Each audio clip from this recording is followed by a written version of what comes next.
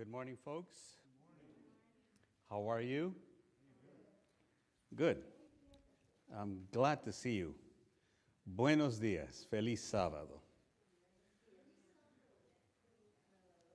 The message for this morning is based on the second book of Samuel, chapters 15 through 18, part of 19. Don't worry, we're not going to go through every single verse. I'm going to summarize quite a bit, and it's a very, very interesting story. The Bible is replete of stories depicting the plight of the human race as it struggles to make sense of this fallen world. And in the midst of this struggle, there is a fine silver line. People who have learned to overcome obstacles and then make a difference. The individual actors are very much like you and I today. Their families, their choices and results, their legacy is found here for us to read and learn from. One actor is King David. Now, we all know who King David is. He made some bad decisions that affected his entire life, his kingdom, his family. But through it all, or in the midst of it all, think of a blender as it's spinning. David found time here and there to reconnect with God, so that by the time he reaches the deepest part of the winter of life in old age, God is able to see David and still say about him, he is a man after my own heart. That's how God spoke about David. Even though David did a whole lot of awful things. One of those, or perhaps his greatest error, can be described in one word: polygamy. Now, some of you are like me, pretty much old school, so you'll have to go through the book and really do a lot of page flipping to discover what I discovered. And some of you might be a little more tech savvy. You'll just Google some of these things and find out. The Bible says that David had 8 named wives. 8 of them. And then others, unnamed. Plus an unknown number of concubines. Quite a busy man, wasn't he? From these unions, the Bible names 19 sons and 1 daughter. That does not mean that there was only one daughter, that he had only one daughter. Of course, he had much more, but 19 sons and 1 daughter are named specifically. However, if we count the son who died in infancy after having been conceived through David's adulterous relationship with Bathsheba, that would make it how many? 21. So David had at least 21 children by his wives, plus an unknown number by his many concubines. Somehow common sense dictates then that polygamy and lack of discipline leads to many problems.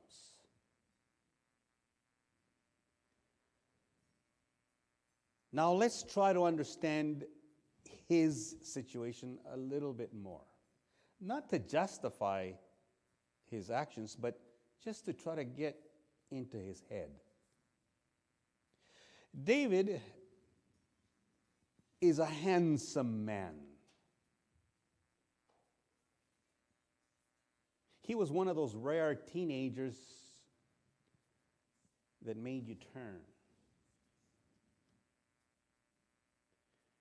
And as he learns the art of war, he becomes a very handsome hero, a popular poet, the book of Psalms, a musician. He played the harp, and who knows what else. A statesman, a warrior, an administrator, a theologian king. Now that is quite a package, wouldn't you say? After the disastrous reign of King Saul, David is seen and treated as a savior king of Israel. And he likes it. Now, wouldn't it go to your head eventually? Nothing seems impossible now that he is on the throne. The economy is booming. His military conquests are many and victorious. His arsenal of weapons are innumerable. His enemies fear him, and there is finally peace and safety in the land, and people love him for it. He is totally and completely consumed running the affairs of the most powerful nation in the Middle East. On the outside, he is the greatest king ever, master military strategist. But on the inside, at home, he is a total failure. He had lost the most important battle of his life, his family. His children are raised with all the comforts of life, hearing stories of their father, but hardly seeing him in person. He rarely spoke with them directly, never disciplined them. He ignored them, and they became emotionally starved. Does that begin to sound like something that we hear even happening today? King David's failure really has a name. A modern name for it is a dysfunctional family, which the word itself is an adjective meaning not operating normally or properly. That's what dysfunctional means. A family that is not operating normally or properly. A family, now I'm going to use synonyms, a family that is troubled, distressed, unsettled, upset, distraught, unbalanced, unstable, disordered, maladjusted, ill-adjusted, neurotic, emotionally confused, unhinged.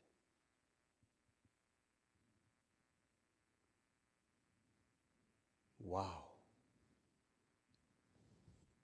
That describes a lot of what's happening today in the modern family. Perhaps even some of you grew up in a dysfunctional family. or you know of people who are going through this in their homes. We need to pray for them. We need to pray for them. But prime example is the story of one of King David's sons, Absalom. How could it be possible for a son to rebel against his father? So we open in 2 Samuel chapter 13, and I'm going to paraphrase a lot of this. It begins by telling us that Absalom has a sister by the name of Tamar. And evidently, she is a beautiful young woman. A beautiful young woman. Their mother, that is Absalom and Tamar, up to that point is Bathsheba. You remember that name? Okay. Verse 2 brings in now a different part to this puzzle. Another brother, another son of King David, older, by the name of Amnon. This fella, this son, Amnon, something is happening here because he decided to fall in love, so he thinks, with his half-sister, Tamar.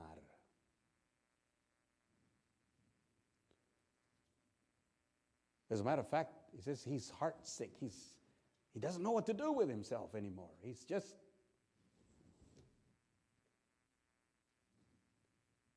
Verse 3 brings in another actor to the scene, Jonadab. Jonadab is the son of Shimea, who happens to be King David's brother. So that would make Jonadab what to? Cousin, right? Jonadab would be Absalom's cousin. Because Shimea, his dad, is the king's brother. That's Shimea, it's his uncle. So it's all in the family, you see? It's all inside of the family. So Jonadab is his cousin, and this guy is evidently a very crafty fellow. He's not the king's immediate son, he's just a cousin, so he's got certain limits. There's only so much he could do, but he watches and he hears and he thinks.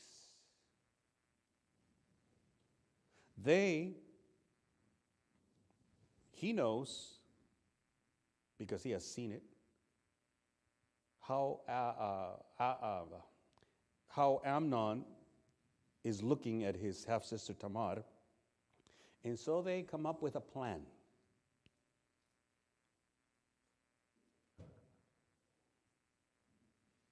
Jonadab tells Amnon, fake it that you're sick, ask the king to send Tamar to bring you food and to feed you.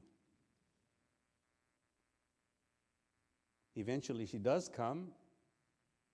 She prepares some food for the supposedly sick half-brother. And at a certain point, Amnon tells the servants, get out now. Everybody leave. I want my privacy. Shuts the door. And while she is trying to feed him, he takes advantage of her and rapes her. Even though she pleads with him twice, please don't do this. Don't do this. This is bad. It's against the law. God is going to be displeased. He doesn't care, and he rapes her in verse 14. In verse 17, he kicks her out of his house. He decides now that he's had his way with her. He hates her, and he kicks her out, and he orders the servants, get out of my house and lock the door. Verse 19 shows us a young woman now in total distress and anguish. She's running wildly, and she's tearing up her beautiful multicolored robes, which was a symbol for virgin girls only, and she's crying bitterly, and she's tearing, and she's putting ashes on, dust on her head as a symbol that she is distressed. While she's running, the story says, here comes brother Absalom.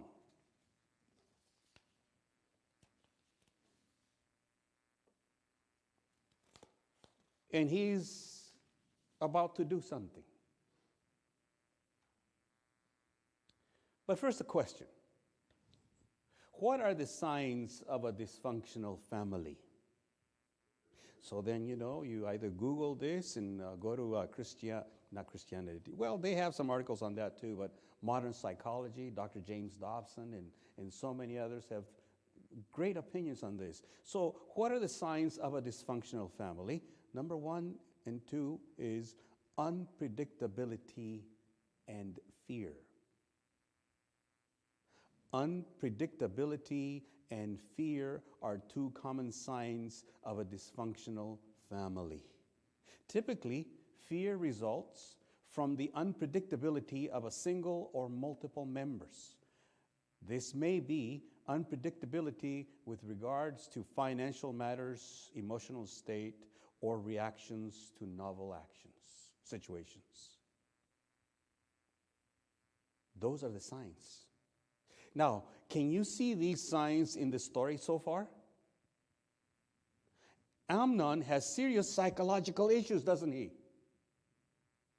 Evidently, he already had nefarious plans for Tamar, and he did not care for the consequences. His mind was already twisted. He was unpredictable, and he exercised fear over his subjects by shouting out orders, intimidating them. His cousin Jonadab doesn't get off the hook. He knows what's happened and he was actually the one that came up with a plan. He is equally unstable, although more functional, more devious. One of those guys that always tries to get away with murder, as the saying goes. In verse 20, Absalom, we find him now, here he sees his sister Tamar running, and Absalom, we find him, he has long suspected the emotional and psychological instability of his brother Amnon. And this is why he's quick to ask his sister if Amnon had raped her. He somehow instinctively knew. After he hears the story, he gives the following advice to his sister. It's all in verse 20. Hold your peace, my sister. Don't hold it too much against him right now. He's trying to somehow find a way to understand, and there's got to be an explanation.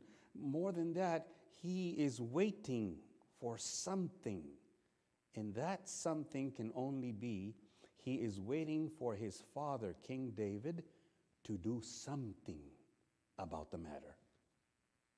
So he waits. And Tamar does not go back to the palace. She stays at his house because she's ashamed. In verse 21, we see that King David now has learned about this incident. He hears about this tragedy, and this is his response. The Bible says there, he became angry. That's all. He didn't say or do anything else. He just became what? Angry. Nothing more is said or done. He does not call Amnon for a private talk. He does not call Tamar to console her. Absalom, who is watching and waiting for dad to do something, say something,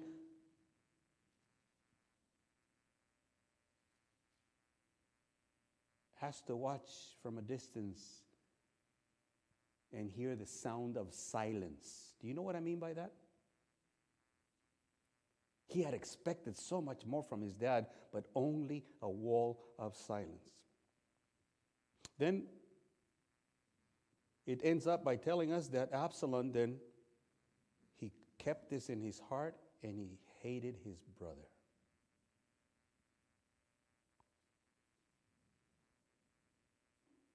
Question: what makes a family functional or dysfunctional? Again, same sources I consulted. A functional family will promote development of its members. There is a proactive activity taking place. A functional family will promote the proper development of its members, allowing each one to show their individuality. That means that mom and dad have to take time to see the development of each child, because every child is different. You know that. I know that. I helped my wife raise 3 girls, and not one of them is like the other. A dysfunctional family will create a toxic environment that intellectually and emotionally invalidates its members and may even become fertile ground for a wide variety of psychological disorders. Does the term mental health ring a bell here? So we're following the story. Verse 23. It says that 2 full years go by with no punitive action from King David towards this son, Amnon. 2 full years of Absalom hoping his dad would do justice. So in the absence of justice, Absalom schemes up a plan to avenge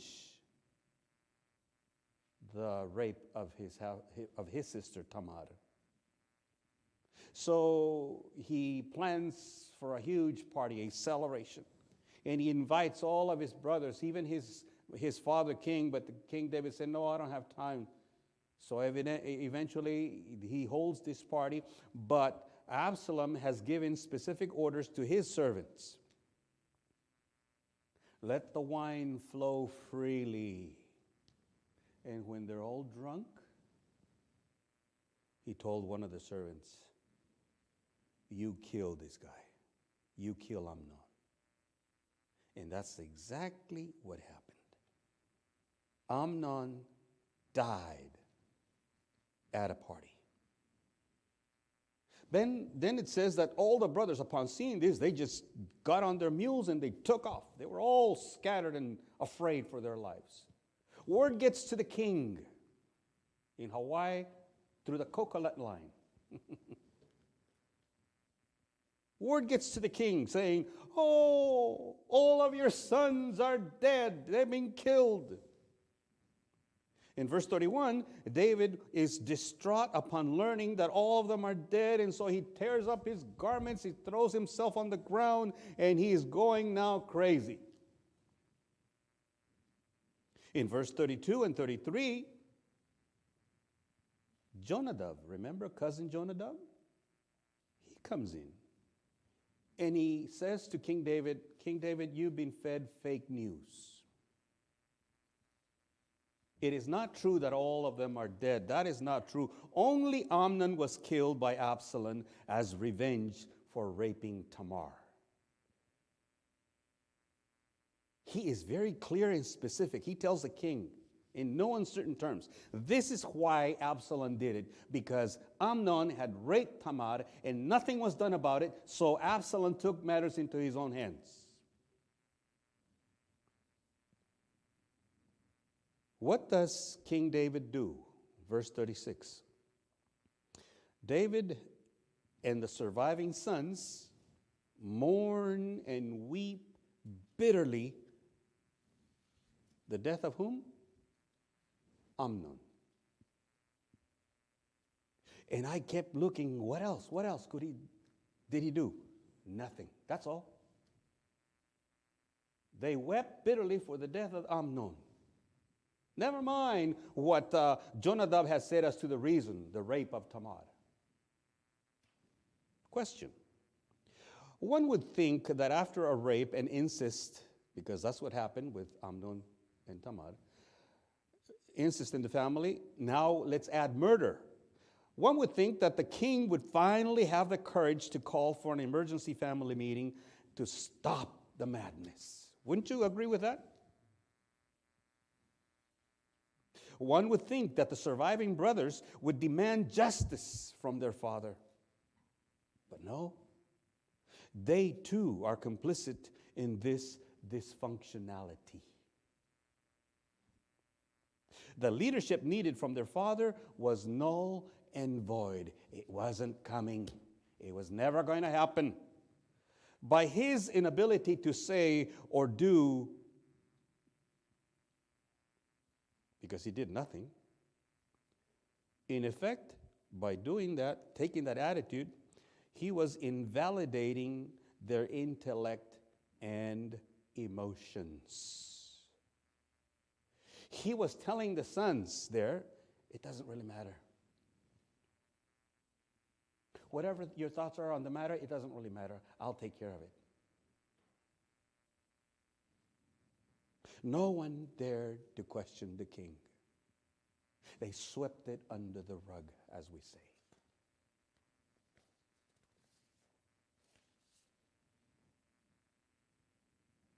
What causes a family to be dysfunctional? Again, same sources. Mental illness can cause a family to be dysfunctional, especially if it runs in the family and is undiagnosed. Nowadays, there are ways to diagnose that. And the sooner it is treated, therapy is needed, the better. But it continues. Anger issues can cause conflict and abuse. Short fuse. Mismanagement of the emotion called anger. Another one is depression can make the family lose all motivation to get better. Bipolar disorder means that the family may experience many emotional highs and lows. And there you have it, instability, unpredictability. Everything is like a blender, just spinning and spinning, and you wonder, when is this going to stop? Verse 38. Absalom flees. He learned now that his father knows about the death of Amnon, the murder of Amnon, and now Absalom is thinking, he's going to come for me. So he runs away from what he believes is sure to come, justice for killing his brother. He knows that he committed murder and now is afraid, so he runs to Geshur, which is in Assyria, to the north of Jerusalem. He runs to Geshur and hides there, it says specifically, for how many years? 3 years. 3 years of stewing in anger, confusion, depression. Absalom needed his father, but his father was not to be found. Yet, look at how David reacted. Verse 39. David longed to go to Absalom. That's all it says. David what? Yearned, longed to go and see whom? Absalom. But he never did. All it was just a desire. Oh, I wish I could see him. That's all. Now we're into chapter 14. We read now here that Joab, this is King David's general, he has been observant of the king's behavior. And he's noticed that the king's heart was low, meaning he's not well. He's more concerned. Something's wrong with him. And of course, Joab knows.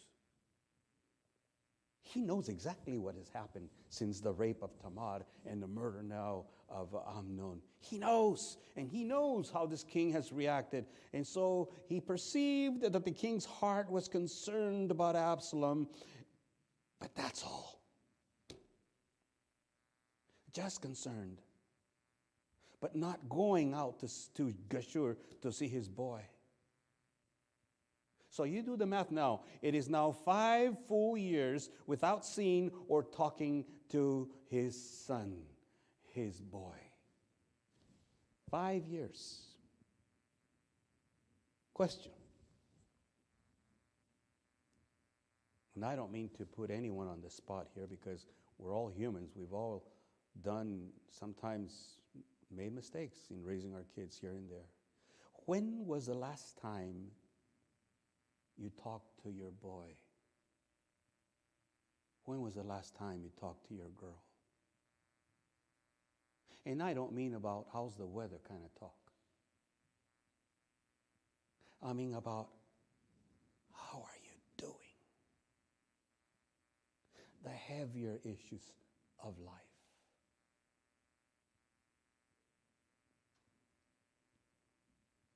Joab uses a wise woman to pose as a widow whose 2 sons fought and one is killed. This is the story she takes to the king. And she says, now the people are clamoring for justice and want her to deliver the only surviving son so that justice could be meted out. So she begs King David to intercede on her behalf, lest her surviving son dies. He's moved with compassion. And he promises her safety for this surviving son. It is at that very moment when she, shall we say, she flips. She jumps track. And she says, she proceeds to confront the king by telling him that he then should bring back his son Absalom, lest this son also die from isolation. Because his father wouldn't see him. David, of course, is taken aback by this, and he asked her, hey, is Joab behind this? She has to say, yes, it is. So then, King David, verse 21, orders Joab to bring back Absalom to Jerusalem from Geshur. He gives in. All right, bring the boy back. And verse 24, David gives orders for Absalom to return to his house. That's Absalom's old house. But he does not want to see his face. Whoa.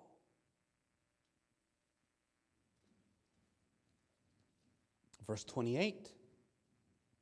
It says that Absalom has come back to Jerusalem and he's there 2 years without seeing or talking to his father. You do the math. It is now 7 years of being incommunicado. How would you react if you were treated that way?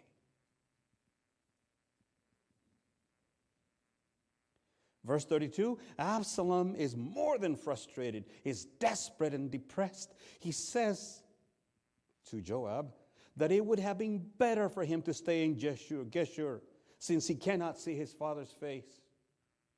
As a matter of fact, he says, I'm ready to die. Let him kill me if this is going to solve matters.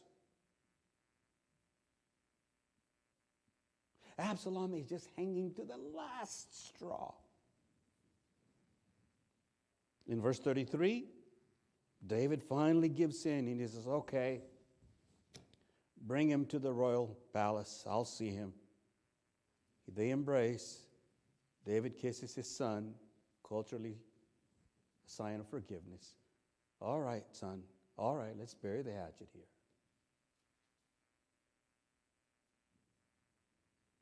Too little, too late. We're in chapter 15 now. Absalom has turned the page. He has to face the cruel and cold reality of who his father really is indoors. His father is too busy running war campaigns, election campaigns. His father is too busy traveling here on business, on that, whatever it is. People want to see the king. Other nations, other kings want to talk to the king so that he could share his knowledge, his wisdom. So he's everywhere. Except where? Home.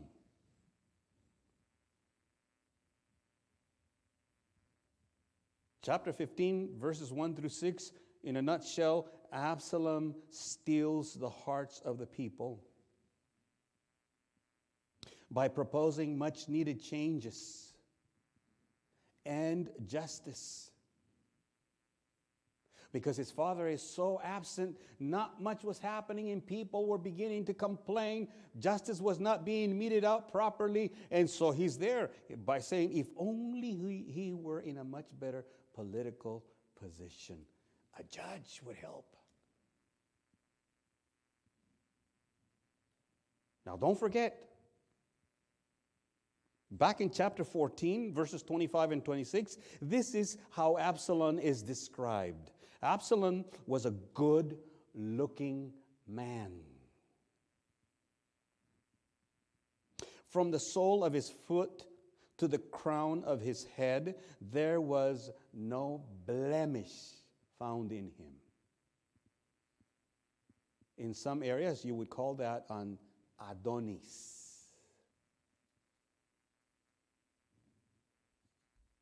His hair, he would cut it once a year. He had long, heavy hair. When cut, weighed 200 shekels. Tall, handsome, proud. But inside, there was this volcano churning and churning. And he sat out there by the outside gate and he just talked to the people. Chapter 15, we're in verse 7 now. Absalom's campaign lasts a long time. How many years do you see there? How many? 40. He's grown into a grown adult, older man now. And he stole the heart of the people for them to follow him instead of his father. Question, do you think King David knew what Absalom, his son, was up to? Of course he did. But again, just like he was inept in reaching and bringing about justice when Tamar, his daughter, was raped by his son Amnon, or when Absalom killed his brother Amnon, he did nothing about it. He just swept it under the rug, hoping that it would go away, hoping that eventually these kids, they'll get it together, they'll survive. Insulting, invalidating their intelligence and their emotional makeup. Why? How could it be possible for such a formidable king warrior to do nothing? What stopped him? In a nutshell, it was his guilt. A guilty conscience for having done so many things against the advice of God. Like what, for example? Polygamy. That was never God's intention for a man to have more than one wife. And yet, that's what he did.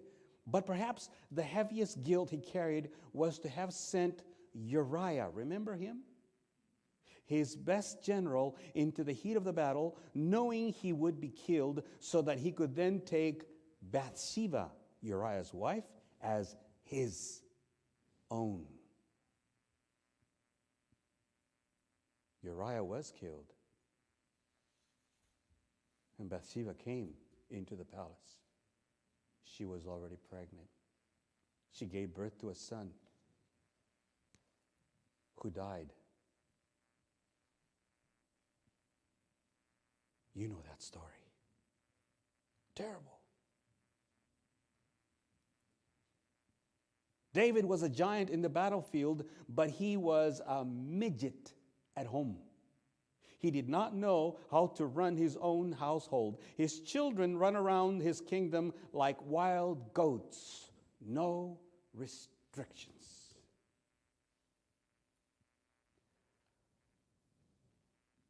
Modern psychology will disagree with a lot of what this is saying, especially when it comes to disciplining the children.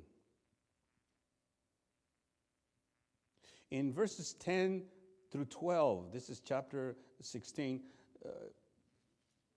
the conspiracy against his father grows. Chapter 15, that was. There is this movement to dethrone the father. What do you call that nowadays? Yeah, revolution, a coup. That's what this Absalom had been cooking for a number of years. And he had lined up the people that he needed to back him up.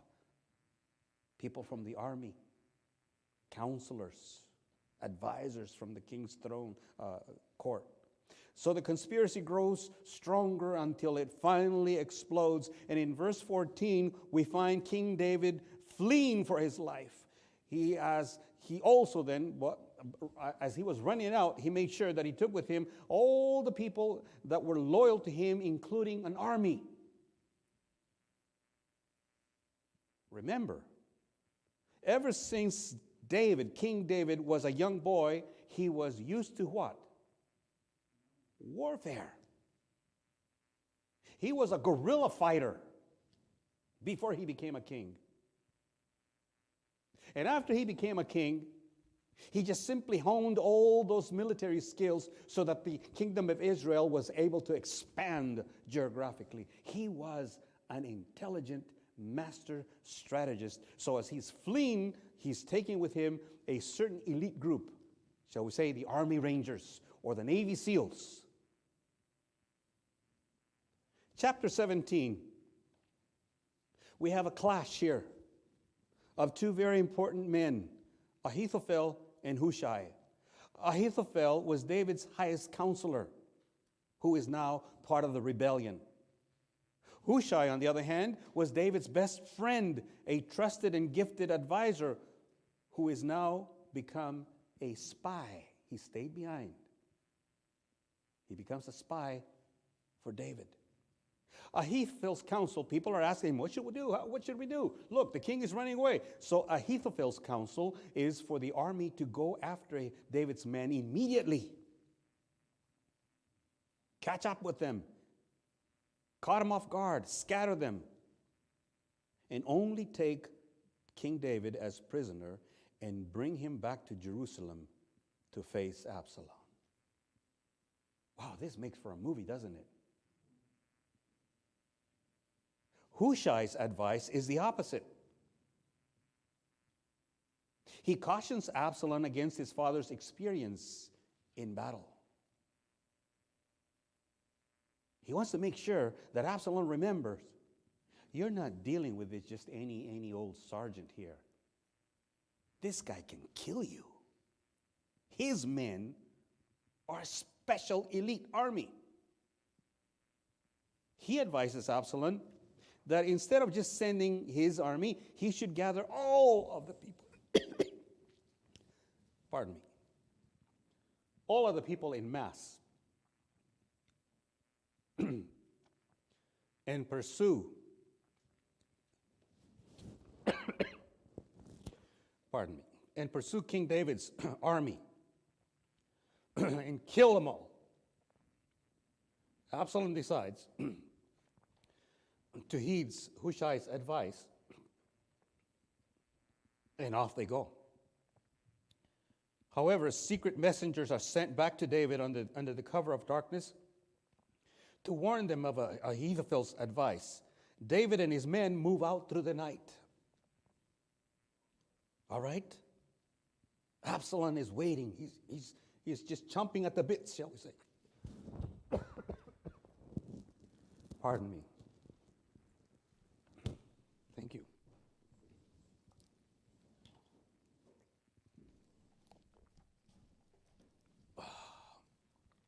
Thank you, Scott. In chapter 18, we find the following scenario. King David, who's running away, he's old now, but he's not stupid. He organizes this elite army of his.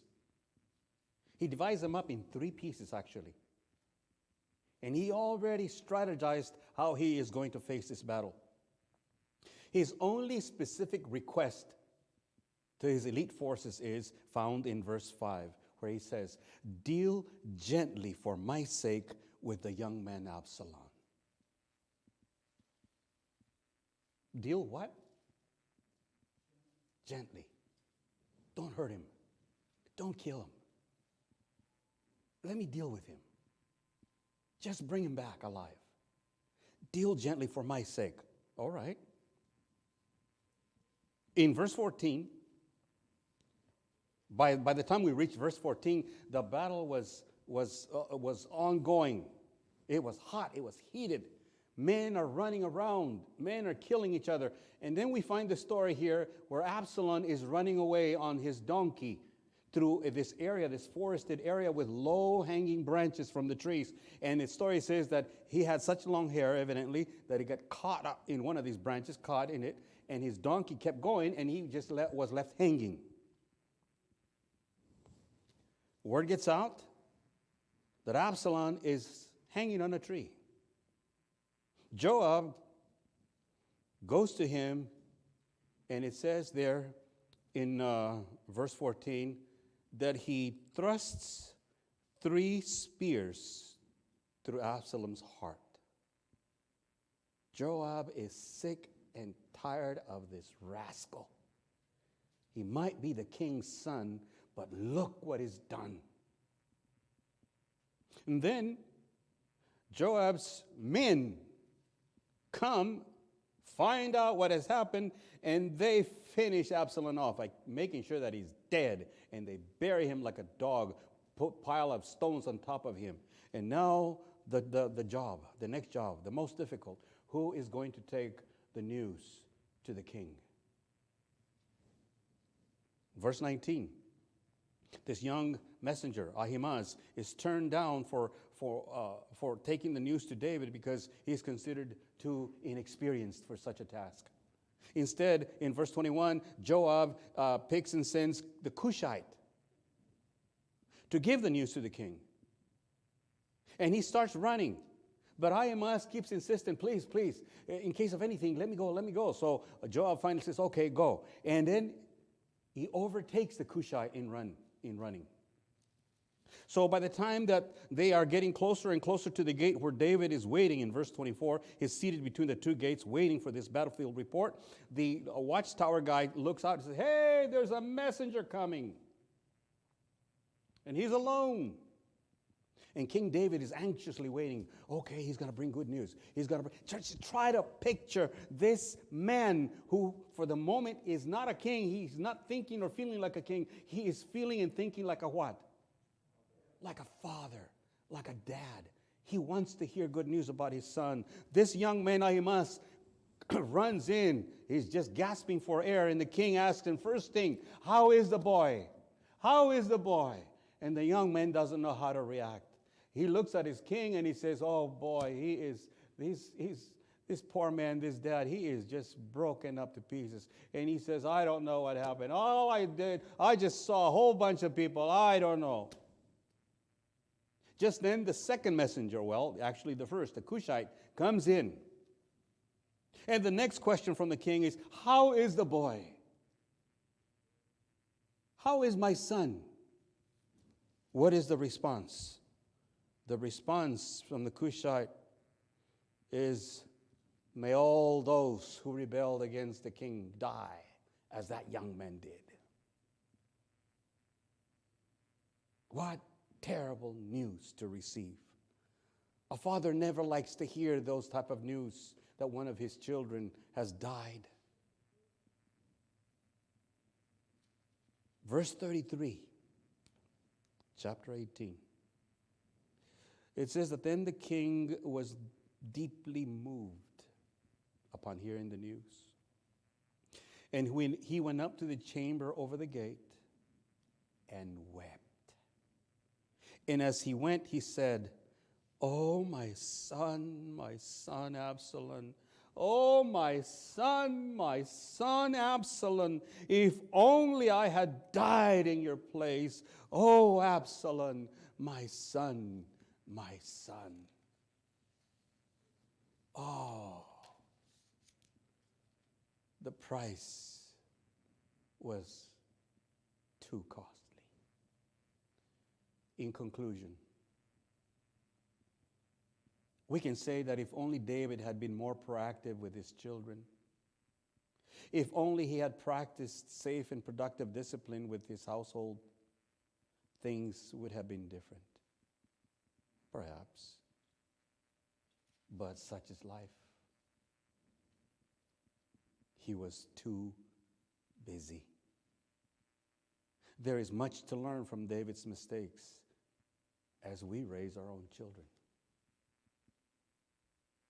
Now, you do a little bit of memory and you know, because most of your children are grown adults now like mine. But you know, you go back at the years, you know where you could have done differently, don't you?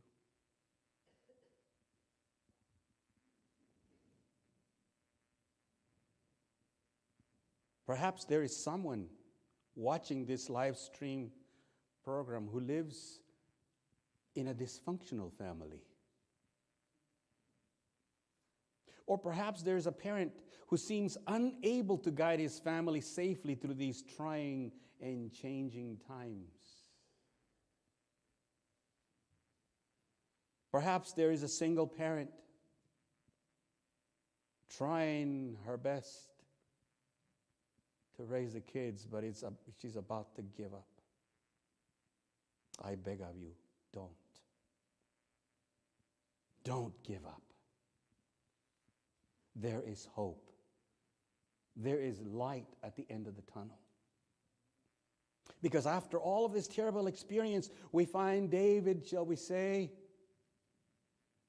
taking a deeper introspective look, reaching out to God, asking for forgiveness, writing the most beautiful psalms later in his life, where he actually opens up to the Lord and asks for his mercy, asks for life, and God grants him his mercy and his forgiveness. This is why towards the end of David's life, God is able to say of him, he is a man after my own heart. Where there is chaos, there will be pain and sorrow, but not all is lost. How many of you heard of Dr. James Dobson? I once went to a seminar of his in Southern Cal. And I just can't forget this one-liner that he said. Of all the virtues we teach our children, few are caught, and even those by accident. Let me repeat that. Of all the virtues we teach our children, few are caught, and even those by accident.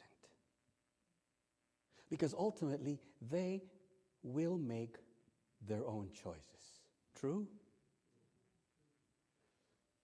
So as a thought of consolation, if we have done our best to raise them since they were little, we brought them to the Lord, and what we call there, we presented them to the Lord as babes. Did our best to give them a solid Christian education. But somewhere along the line, this one or that one took a different route. And it pains you. Don't lose hope. Because the Bible clearly states, train up a child in the way he should go, so that when he grows older, he will not depart from it. Proverbs 22:6. It may take some time. Some of them will make a long, faraway circle, but they will come back. They will come back. Ephesians 6:1 says, children, obey your parents in the Lord, for this is right. You see, we have to kind of press the hold button or the stop button and take the headphones off, turn the computers, put down the iPad and turn off your cell phone, and really begin to hear the beautiful sound of silence without any interference from outside sources, where you are now forced to think, to evaluate.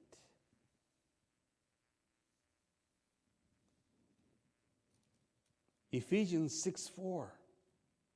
Parents, do not provoke your children to anger, but bring them up in the nurture and admonition of the Lord.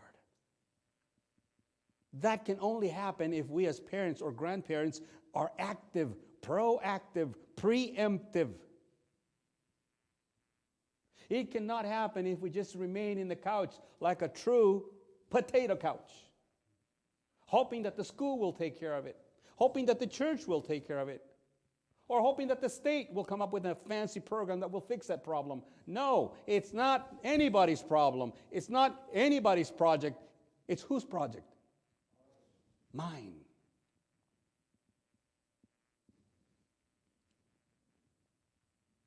Discipline with love, clear vision, firm convictions. That's what's needed today.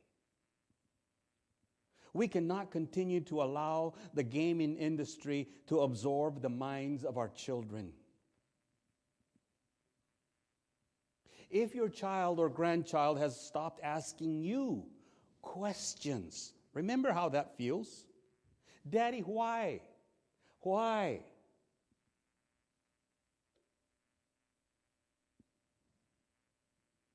How? What? When? Where? But mostly, why? If they stopped asking you these questions, maybe you need to take a second look. Did you know? You can find it in Google again. There are more than 18 apps that kids use now to communicate. This thing about Facebook, that's old school.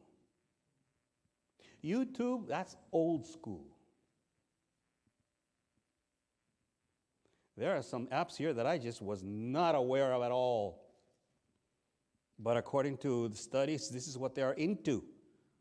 Yeah, okay, Facebook, GroupMe, Kick Messenger, WhatsApp, Discord, Instagram, TikTok, Tumblr, Twitter, House Party, LiveMe, Now, YouTube. And then, shall we say, these are the most benign ones. Then there are specifically ones to watch out for if your kids are into it. Snapchat, Whisper, Monkey, Meet Me, Omegle, Yubo, Amino. Why? Because they specifically target the mind of the youngster with sexually explicit material, bending their morals.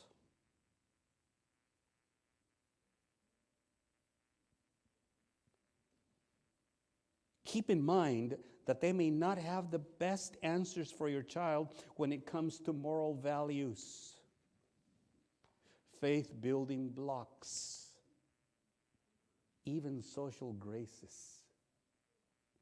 Have you noticed in the last 10 years the dramatic increase cussing in the kids at school? Like sailors, even in the workplace. You hear cussing now on TV, on the radio. Wow, things have changed, haven't they? It is up to you. It is up to me to take charge and teach my girls, your boys. Isaiah chapter 8, verse 18, the first half says this, when it comes to the Lord's appearing in the clouds. The prophet Isaiah says, "Here I am, and the children the Lord has given me." Let me repeat that again. Isaiah 8:18. Here I am, Lord, you're coming. Here I am, but I am not alone. Who is with me? The children you have given me. What a responsibility. So, no matter how old your children may be, they could be in the 40s, even 60s, if you're in your 80s. There's still time to pray and intercede and beg the Lord that you bring him back. So, one last question. How is your boy? How is your girl?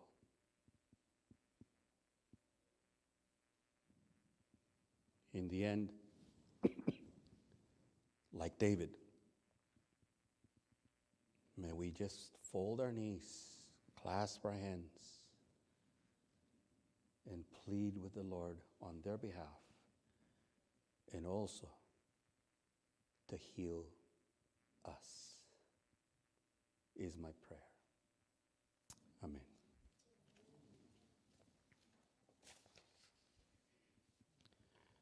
Do we have a closing hymn?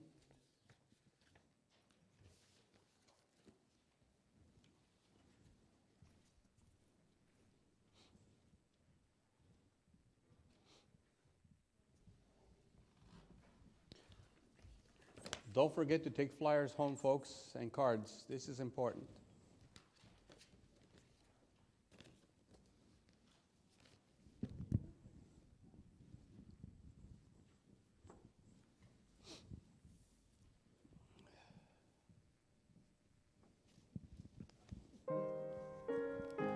Would everyone please stand?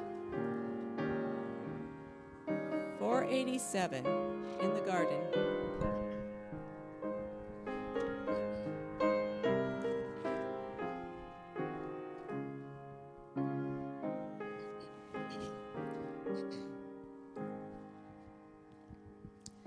I come to the garden alone, while the dew is still on the roses, and the voice I hear falling on my ear, the Son of God discloses,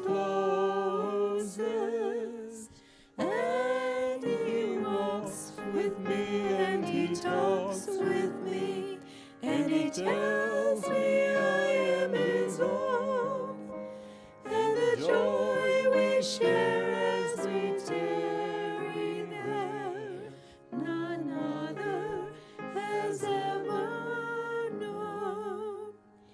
He speaks, and the sound of his voice is so sweet, the birds hush their singing, and the melody that he gave to me within my heart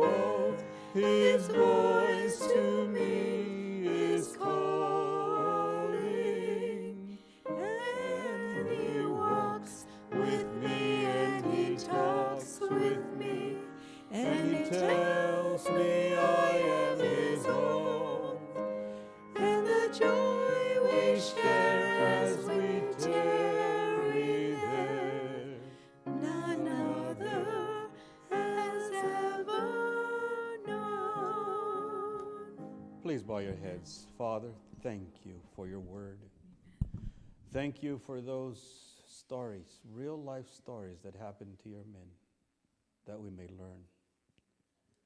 Oh, Father, we ask for our children right now, wherever they may be. Supply their needs. Reveal yourself to them. Open their ears that they may hear your calling. And for those of us who are probably hurting from our past experience, touch us with your healing hand. Wounds deep. Heal us, Father. Amen.